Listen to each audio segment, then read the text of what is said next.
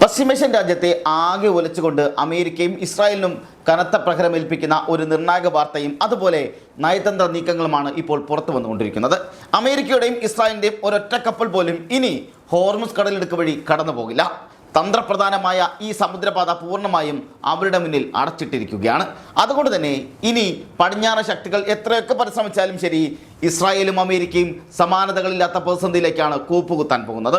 Hormuz കടലിടുക്കിന്റെ പൂർണ്ണ നിയന്ത്രണം കൈക്കലാക്കിക്കൊണ്ട് ഒമാനുമായി Iran ഒപ്പുവെച്ച പുതിയ സുരക്ഷാ കരാർ പശ്ചിമേഷ്യയിലെ അമേരിക്കൻ ഇസ്രായേൽ അച്ചുതണ്ടിന്റെ അന്ത്യം കുറിക്കുന്ന ഒന്നായി മാറിയിരിക്കുക കൂടിയാണ്. അന്താരാഷ്ട്ര തലത്തിൽ വലിയ തരംഗം സൃഷ്ടിച്ച ഈ സുരക്ഷാ ചട്ടക്കൂട് പ്രകാരം ഹോർമുസ് കടലിടുക്കിലൂടെ അമേരിക്കയുടെയോ ഇസ്രായേലിന്റെയോ സൈനിക വാണിജ്യ കപ്പലുകൾ കടത്തിവിടാൻ പാടില്ലെന്ന കർശന വ്യവസ്ഥയാണ് ഇപ്പോൾ നിലവിൽ വന്നിരിക്കുന്നത്. ആഗോള എണ്ണ വ്യാപാരത്തിന്റെ ജീവനാഡിയായ ഈ സമുദ്രപാതയിൽ ശത്രുക്കൾക്ക് സമ്പൂർണ്ണ ഉപരോധം ഏർപ്പെടുത്താനുള്ള ഇറാന്റെ ഈ തന്ത്രപരമായ നീക്കം പാശ്ചാത്യ ശക്തികളുടെ കപ്പൽ വ്യൂഹങ്ങളെ കടലിൽ നിശ്ചലമാക്കാൻ പോകുന്ന ഒന്നുകൂടിയാണ്. നോക്കൂ, ഒമാനെ പോലൊരു സമാനമായ അല്ലെങ്കിൽ സമാധാനപ്രിയ രാജ്യത്തെ തങ്ങളുടെ തന്ത്രപരമായ ഈ പറഞ്ഞ സഖ്യത്തിൽ ചേർത്തുകൊണ്ട് ഇറാൻ നടത്തിയ ഈ നീക്കം പെന്റഗണിന്റെയും വാഷിംഗ്ടണിന്റെയും സകല കണക്കുകൂട്ടലുകളുടെയും തകിടം മറിച്ചിരിക്കുകയാണ്. യുദ്ധഭ്രാന്തം അത്യാഗ്രഹമായി മുന്നോട്ട് പോകുന്ന ഡൊണാൾഡ് ട്രംപിന് ലഭിച്ച ഏറ്റവും വലിയ തിരിച്ചടി കൂടിയാണിത്. ട്രംപിന്റെ മൂട്ടിൽ തീ പിടിച്ചതുപോലെയാണ് ഇപ്പോൾ ഈ പുതിയ കരാറിന്റെ പാശ്ചാത്യ ലോകം നോക്കിക്കാണുന്നതും. ഒരു വശത്ത് സമാധാന ചർച്ചകളുടെ നാടകം കളിക്കുകയും മറുവശത്ത് ഇറാന്റെ പരമാധികാരത്തിന്മേൽ കടന്നു കയറാൻ ശ്രമിക്കുകയും ചെയ്യുന്ന അമേരിക്കയുടെ ഇരട്ടത്താപ്പിനെതിരെ ടെഹ്റാൻ എടുത്ത ഏറ്റവും ശക്തമായ നിലപാട് കൂടിയാണിത്. അക്രമവും അതുപോലെ ചർച്ചയും ഒരിക്കലും ഒരുമിച്ച് മുന്നോട്ട് കൊണ്ടുപോകാൻ കഴിയില്ലെന്ന ഇറാന്റെ പ്രഖ്യാപനം വൈറ്റ് ഹൗസിനുള്ള നേരിട്ടുള്ള താക്കീത് കൂടിയാണ്. നിങ്ങളുടെ ഇരട്ടത്താപ്പ് ഇനി ഇവിടെ നടപ്പിലാകില്ല എന്ന് ടെഹ്റാൻ ഉറപ്പിച്ച് പറയുക കൂടിയാണ് ചെയ്തിരിക്കുന്നത്. തങ്ങളുടെ സൈനിക ആസ്ഥാനങ്ങളെയും പരമോന്നത നേതാക്കളെയും ലക്ഷ്യമിട്ടുള്ള വ്യോമാക്രമണം നടത്തുന്ന ശത്രുക്കളോട് ഇനി ഒരു വിട്ടുവീഴ്ചയ്ക്കും ഇല്ല എന്ന ശക്തമായ സന്ദേശമാണ് ഇറാൻ പാർലമെന്റ് സ്പീക്കറും ഉന്നത നയതന്ത്രജ്ഞരും ലോകത്തിന് മുന്നിൽ വച്ചിരിക്കുന്നത്. ലോകത്തിലെ തന്നെ ഏറ്റവും ചെലവേറിയതും അത്യാധുനികവുമായ സൈനിക ശക്തി എന്ന് സ്വയം വിശേഷിപ്പിക്കുന്ന അമേരിക്കയും അവരുടെ സഖ്യകക്ഷികളെയും യുദ്ധത്തിൽ പോലും, അതായത് യുദ്ധത്തിന്റെ കളത്തിൽ പോലും നേരിടാൻ തങ്ങൾ പൂർണ്ണ സജ്ജരാണെന്ന് ഇറാൻ വീണ്ടും വീണ്ടും തെളിയിച്ചു കഴിഞ്ഞിട്ടുണ്ട്. അമേരിക്കയുടെ ആയുധ പ്രതാപം മൊത്തമായി ചോർന്നു പോകുന്ന സാഹചര്യമാണ് മിഡിൽ ഈസ്റ്റിൽ ഉണ്ടായിക്കൊണ്ടിരിക്കുന്നത്. അതിനിടയിലാണ് ഇറാൻ വീണ്ടും അമേരിക്കയ്ക്ക് മുന്നിലേക്ക് ഈ വലിയൊരു വെല്ലുവിളി കൂടി ഉയർത്തിയിരിക്കുന്നത്. സാമ്രാജ്യത്വ ശക്തികളുടെ ഭീഷണികളെ വകവയ്ക്കാതെ ഇറാന്റെ മിസൈൽ പ്രതിരോധ വ്യൂഹങ്ങളും അതുപോലെ സായുധ സേനയും അതിർത്തികളിൽ വൻ സജ്ജമായി നിലയുറച്ചിരിക്കുകയാണ്.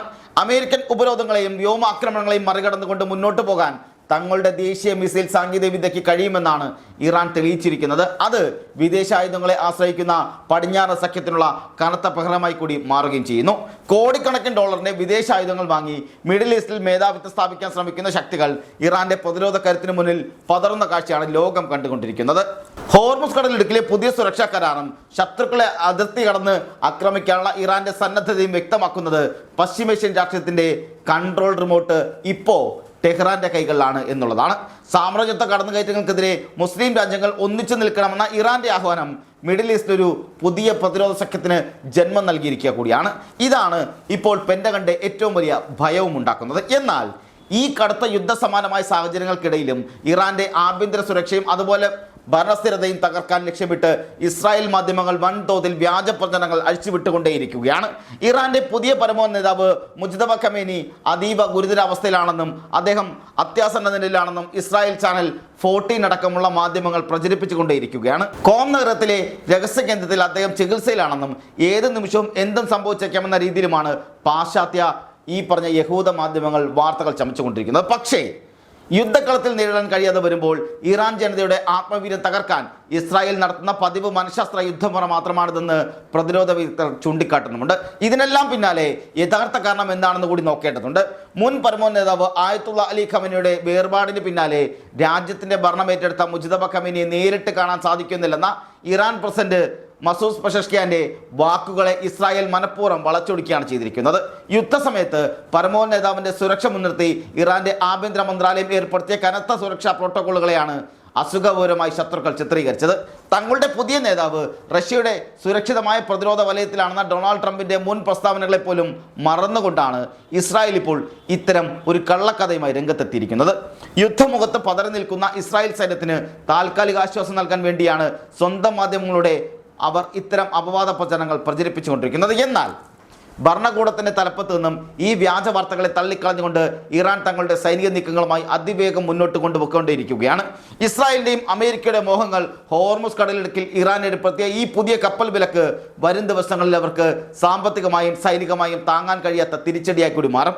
ശത്രുക്കളുടെ വ്യോമാക്രമണങ്ങൾക്ക് സ്വന്തം ഡ്രോണുകളും ഹൈപ്പർസോണിക് മിസൈലുകളും കൊണ്ട് മറുപടി നൽകാൻ ഇറാൻ സൈന്യവും സജ്ജമാണ്.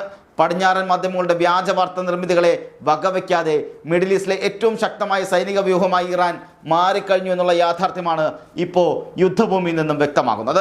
പടിഞ്ഞാറൻ ശക്തികളുടെ ഭീഷണികൾക്കും ഇസ്രായേലിന്റെ പ്രചരണങ്ങൾക്ക് മുന്നിൽ ഇറാൻ ഒട്ടും പതർന്നില്ല എന്നുള്ള വ്യക്തമായ സന്ദേശമാണ് ഹോർമുസ് കടലിടുക്കിലെ പുതിയ നീക്കത്തിലൂടെ പുറത്തു വന്നുകൊണ്ടിരിക്കുന്നത്.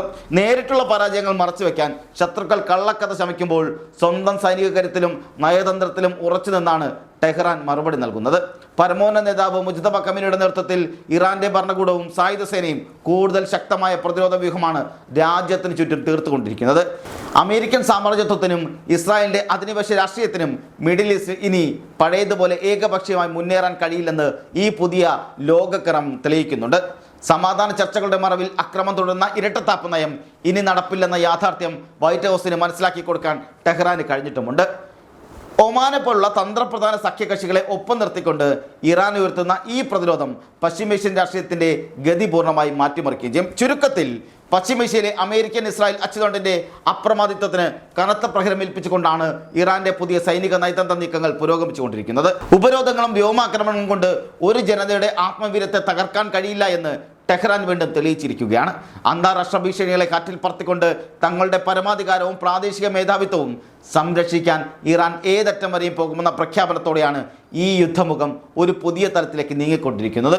ഇതിൽ നിന്നും ഒരു കാര്യം വ്യക്തമാണ്: ഇസ്രായേൽ തൊടുത്തുവിടുന്ന വ്യാജ പ്രചരണങ്ങളോ വാർത്തകളോ ഒന്നും തന്നെ ഇറാന്റെ മുന്നിൽ വിലപ്പോകുന്നില്ല. നിലപാടുകളിൽ ഉറച്ചു നിന്നുകൊണ്ട് തന്നെയാണ് ഇറാൻ കാര്യങ്ങൾ മുന്നോട്ട് കൊണ്ടുപോകുന്നത്. ഇറാനൊപ്പം ഒമാനും കൈകോർക്കുമ്പോൾ അമേരിക്കയുടെയും ഇസ്രായേലിൻ്റെ നിലനിൽപ്പിന് തന്നെയാണ് അപകടത്തിലാക്കുന്നത്. ഇനി മറ്റ് ഗൾഫ് രാജ്യങ്ങൾ കൂടി ഇവർക്കൊപ്പം ചേരുകയാണെങ്കിൽ ലോക പോലീസ് എന്നറിയപ്പെടുന്ന അമേരിക്കയ്ക്ക് ലോകത്തിന് മുന്നിൽ അടിയറവ് പറയേണ്ടി വരും. മേഖലയിൽ പഴയതുപോലെ കടന്നുകയറ്റം നടത്താനോ അധികാരം തട്ടിയെടുക്കാനോ വിഭവങ്ങൾ കൊള്ളയടിക്കാനോ ഇനി ട്രംപിനോ അമേരിക്കയ്ക്കോ സാധിക്കില്ല. IRGCയുടെ നീക്കങ്ങൾ അതിശക്തമായും ഇറാനും ഒമാനും ഒരുമിച്ച് നിൽക്കുകയും ചെയ്യുമ്പോൾ അറബ് മേഖലയിലെ ഈ പുതിയ ചേരിമാറ്റം അമേരിക്കയ്ക്കും ഇസ്രായേലിനും നൽകുന്നത് ചരിത്രത്തിൽ തന്നെ ഏറ്റവും വലിയ ആഘാതം കൂടിയായിരിക്കും.